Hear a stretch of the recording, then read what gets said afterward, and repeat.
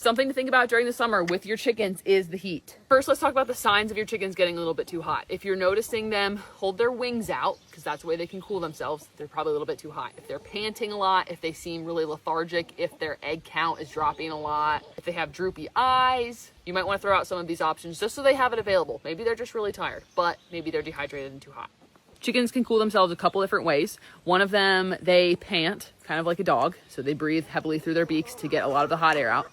2, they open their wings so they can get a lot of heat out through their wings being open and like letting a breeze kind of go through their body a little bit more instead of trapping the heat.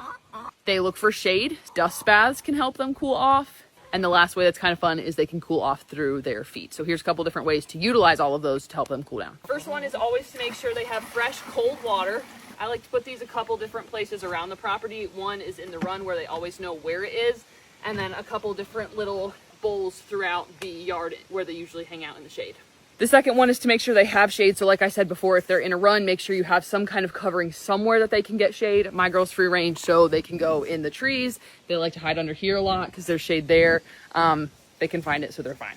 The third option is the dust baths, like I talked about earlier. I don't know if you can see the chickens back there, but there's a lot of dust and dirt in there that one is shaded, but they also like to roll around in. So again, if you have a run, make sure there's a little area where they can give themselves a dust bath if they can't find it out in your yard or your field. The last way that chickens cool themselves, and kind of the least one that they use, is through their feet. So if you can find a brick or cinder block, somewhere, put this in some sort of really shallow box and put cold water on it. That will keep the brick cool and they can stand on it. They can also stand in the water in there, but that will help them cool themselves through their feet. So if they have somewhere cool they can stand on and get their feet on something cool, that can help cool them down too.